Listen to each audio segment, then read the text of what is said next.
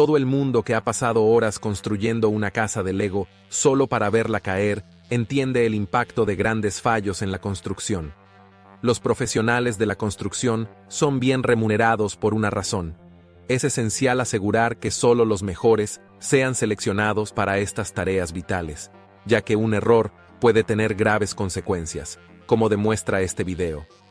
Estos son 8 de los mayores errores de construcción del mundo.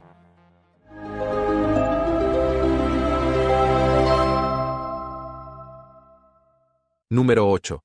Champlain Towers, el fallo fatal de Florida. Champlain Towers South era parte de un complejo de 3 edificios en Surfside, Florida, albergando más de 130 apartamentos, de los cuales 80 estaban ocupados. Construido en 1981, era uno de los muchos condominios frente al mar, pero con una diferencia crítica. Los desarrolladores del edificio diseñaron el garaje para servir como soporte estructural para todo el edificio. En 2018, los residentes notaron filtraciones de agua que corroían el acero reforzado, un problema reportado pero no resuelto, lo que llevó a un empeoramiento significativo. En abril de 2021, se aprobó un programa de reparación de $15 millones, pero no se inició ningún trabajo. Problemas como el soporte del nivel del suelo en erosión, subsidencia del terreno y corrupción potencial en la construcción hicieron de Champlain Towers un desastre inminente. Curiosamente, el colapso de Champlain Towers South destacó la necesidad urgente de inspecciones rigurosas de edificios y mantenimiento, especialmente en áreas costeras propensas a la erosión y estrés ambiental. Los expertos señalaron que inspecciones regulares y reparaciones oportunas podrían prevenir fallos catastróficos. Esta tragedia llevó a cambios en las regulaciones locales, con el objetivo de mejorar los protocolos de seguridad para estructuras similares. El 21 de junio de 2021, el edificio colapsó parcialmente sin aviso, resultando en una de las fallas de ingeniería estructural más mortales en la historia de los Estados Unidos. Solo 35 personas fueron rescatadas de los escombros, con el colapso generando aproximadamente $1.000 millones en compensaciones para problemas que podrían haber sido corregidos con 15 millones en reparaciones. Esto permanece como un error trágico e inolvidable. Número 7.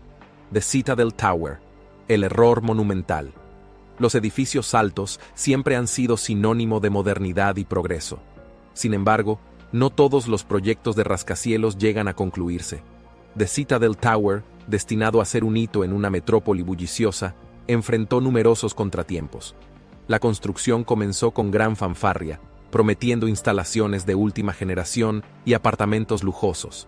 Pero a medida que el proyecto avanzaba, una serie de errores de cálculo y fallos de diseño se hicieron evidentes. El diseño estructural, que buscaba la innovación, resultó ser excesivamente ambicioso. Los ingenieros pronto se dieron cuenta de que la fundación del edificio no podría soportar la altura planeada. En medio de la construcción, comenzaron a aparecer grietas, señalando un posible fallo estructural. Los esfuerzos para reforzar el edificio fueron costosos y complicados, retrasando aún más el proyecto. Durante este periodo, las condiciones del mercado cambiaron, llevando a restricciones financieras. Los inversores comenzaron a retirarse, dejando el proyecto sin financiación. A medida que los costos aumentaban y los plazos se extendían, los desarrolladores enfrentaron presión creciente. Eventualmente, la construcción fue interrumpida, dejando una estructura inacabada e insegura. La inacabada Citadel Tower se convirtió en un símbolo de ambiciones fallidas. El sitio, ahora abandonado, es un recordatorio constante de la importancia de la planificación minuciosa y la definición realista de metas en la construcción. El proyecto generó pérdidas financieras significativas y también afectó a la comunidad circundante, que esperaba los beneficios del nuevo desarrollo.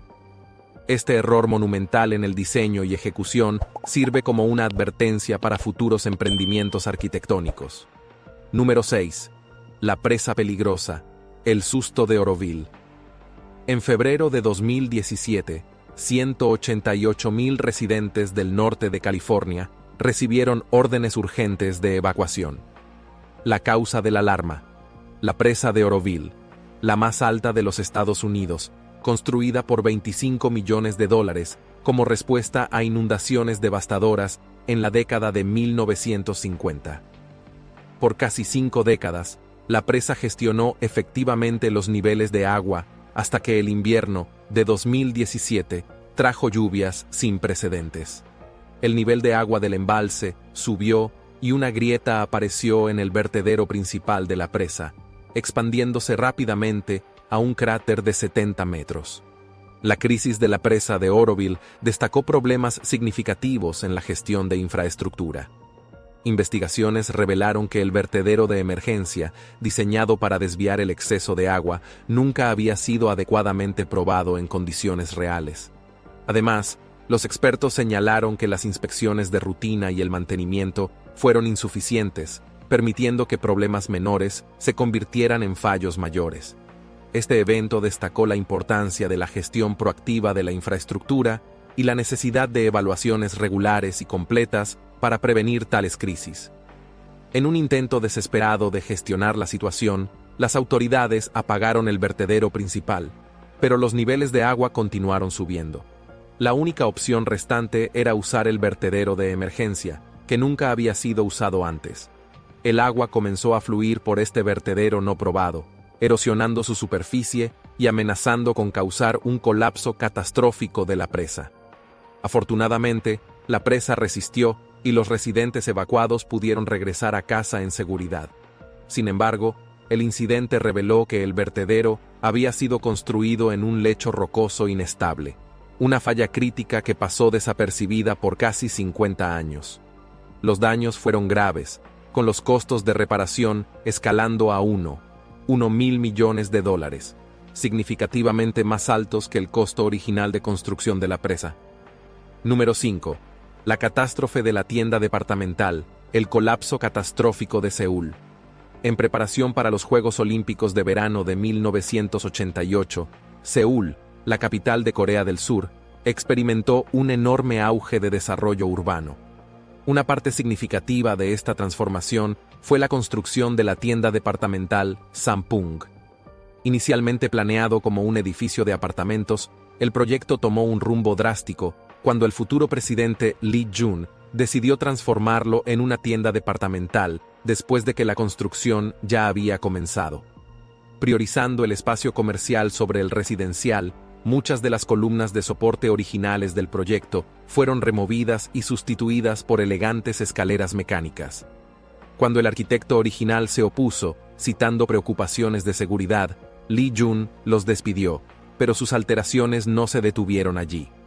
Complicando aún más las cosas, Lee Jun añadió un quinto piso para acomodar una pista de patinaje o una colección de restaurantes, alterando significativamente la integridad estructural del edificio.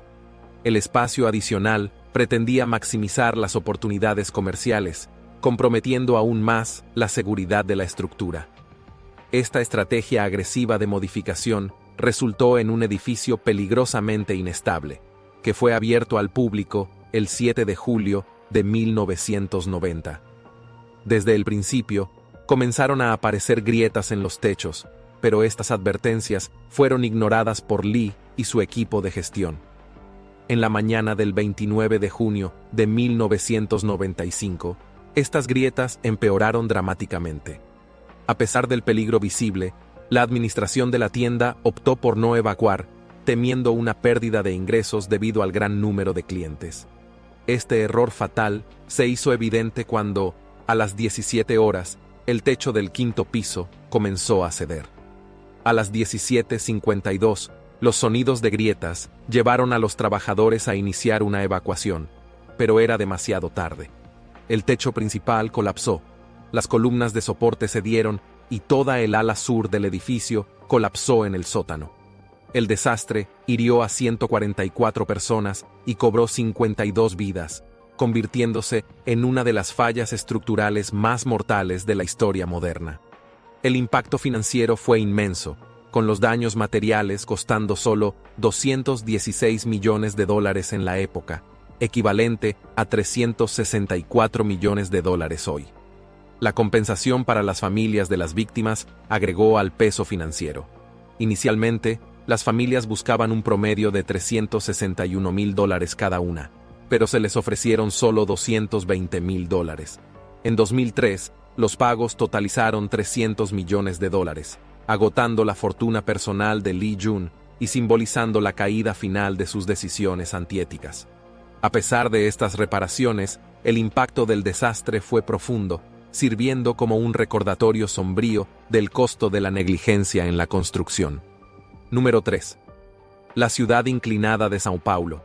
El legado inclinado. Todos conocen la torre inclinada de Pisa, el famoso hito italiano conocido por su inclinación debido a la construcción en suelo blando. Más de 5 millones de turistas la visitan cada año. Sin embargo, menos personas están al tanto de São Paulo, en Brasil, una ciudad con una ciudad entera de edificios inclinados. Al igual que la famosa Torre de Pisa, el problema de São Paulo se debe a la composición del suelo debajo. Una capa de arena de 7 metros cubre una capa profunda de arcilla, que es inadecuada para soportar grandes estructuras. Antes de 1968, no había regulaciones sobre la profundidad de las fundaciones para edificios de varios pisos en São Paulo. Aunque los edificios deberían idealmente tener fundaciones con aproximadamente 50 metros de profundidad, aquellos en São Paulo alcanzan solo 4 a 5 metros, haciendo que se inclinen con el tiempo. En respuesta a este problema, se promulgaron leyes para regular los métodos de construcción y las profundidades de las fundaciones en la ciudad. A pesar de estas medidas, los edificios inclinados permanecieron, con personas continuando viviendo en ellos, adaptándose a sus entornos inclinados. El esfuerzo para corregir estas estructuras fue limitado. Solo un edificio fue enderezado con éxito, a un costo de $1,5 millones, ilustrando la alta inversión y complejidad de tales emprendimientos. Para los propietarios, el problema es mucho más grave. Una vez que la inclinación se hizo perceptible, los valores de las propiedades se desplomaron, dejando a los propietarios enfrentando pérdidas financieras significativas si decidían vender. Las reparaciones costosas y la caída en los valores de las propiedades pusieron a los residentes en una posición difícil. Deben elegir entre vender con pérdida o continuar viviendo en sus casas inclinadas. Esta situación se ha convertido en una advertencia sobre la importancia de la planificación urbana adecuada y los estándares de construcción. Número 2. El caos universitario, el Stata Center del MIT. Al pensar en arquitectos contemporáneos prominentes, Frank Gehry es un nombre que se destaca.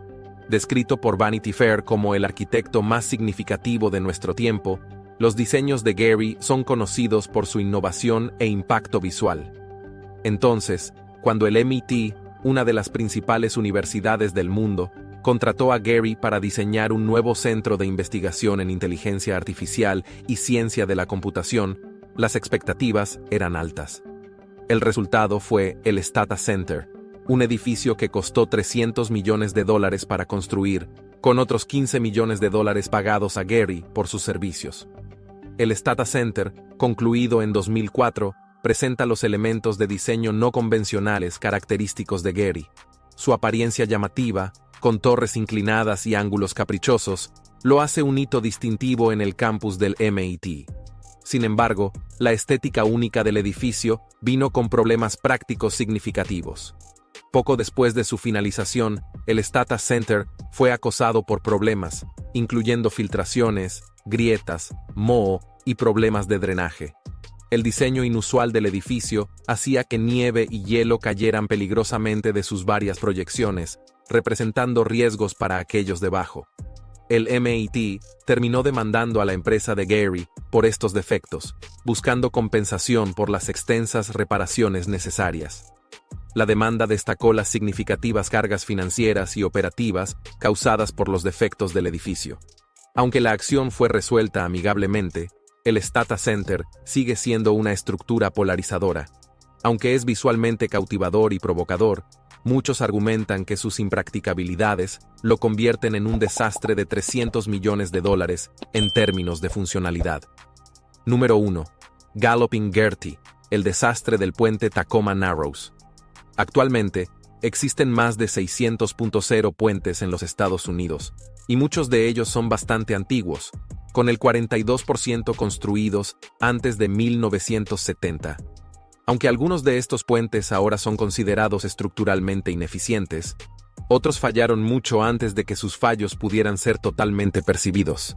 Un ejemplo infame es el puente Tacoma Narrows en Washington, que costó $6.4 millones para construir cuando fue inaugurado en 1940.